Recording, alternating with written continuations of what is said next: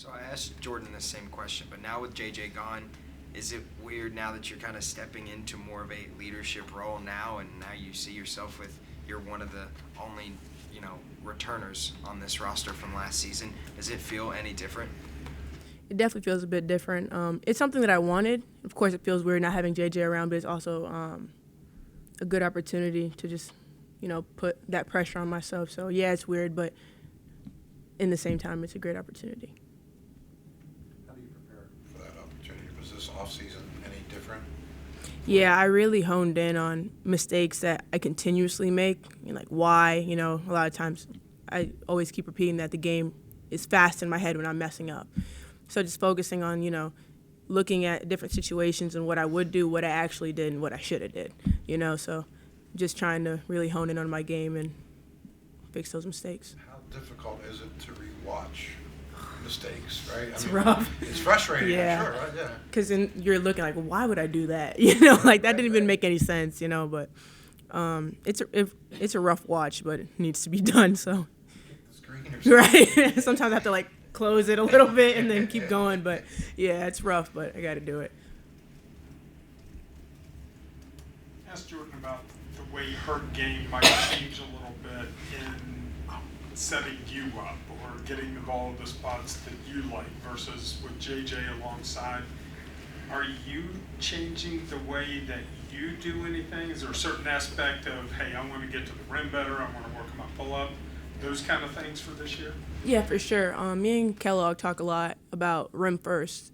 And a lot of the times I'm like, well, I know I could shoot, so why wouldn't I shoot it first? So a lot of the times when I get the ball, I'm looking to shoot it. But by the time I can't shoot it, my rim opportunity is gone. So just thinking rim first and attacking, and it opened my shot up a lot more. So that and being a facilitator more, getting those assists up, helping out Jordan in that aspect as well.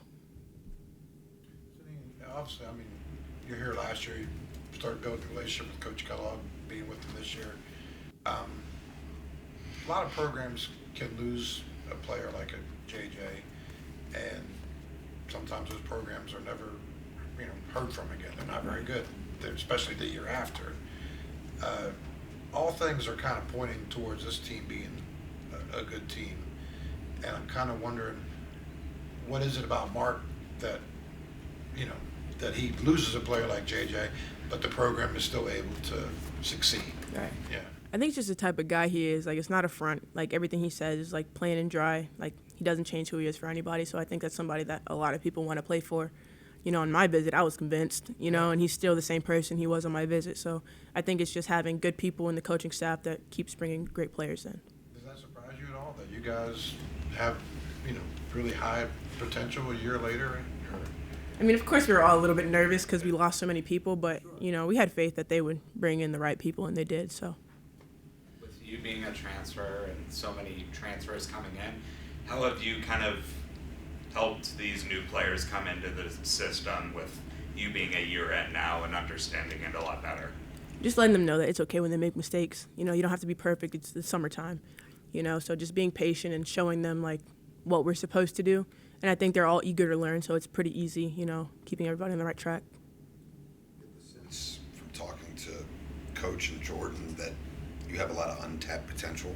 Do you feel that way about yourself, that you haven't maybe shown the full version of what you're capable of yet? Yeah, I do. I feel the exact same way. You feel that way? What makes you feel that way? I think I spent a lot of my career second-guessing myself and deferring the ball to, someone that, could probably do more with it instead of, putting faith in myself that I can do the same exact thing, if not better. So I think they've kind of forced me to, go to the rim. You're quick enough. A lot of the time, I thought I wasn't fast enough to guard. I wasn't fast enough to go to the rim, So I settled for a shooter, and then thankfully I became really good at it.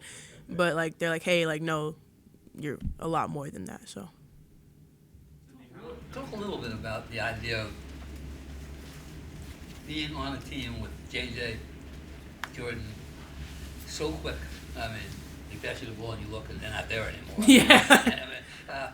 And playing at the speed that you had to play all last year, which was the first for you, I guess. And, right. And then the season ends. How do you slow down?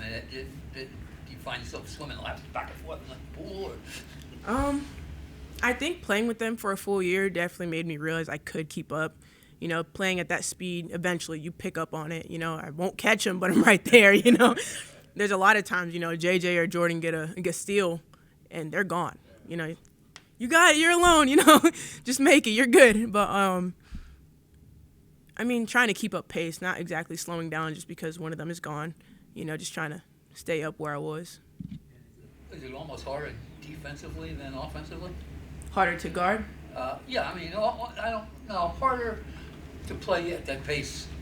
You can play it on offense when Yeah. it's going, but to turn around, you don't slow down. You keep going on defense. Yeah, there's definitely a chunk missing. You know, we had 2 very strong defenders up top. One of them's gone, so it's like we did lose a little bit of speed, but trying to build that up throughout the summer. So. How long did it take for you have that tough loss in Chapel Hill, and it just seems like nothing was going in the basket for really anybody? Yeah. How long did it take?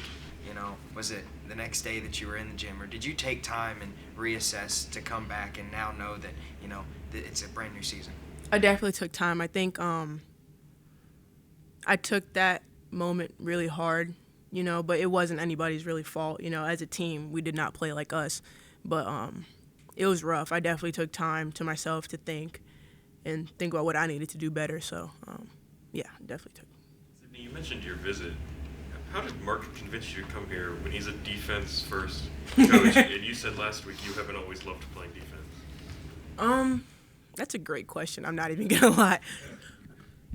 What really intrigued me was he had a plan for me.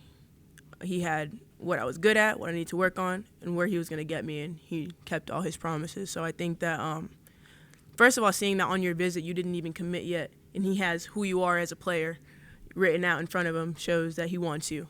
You know, so I wanted to go where I was really wanted.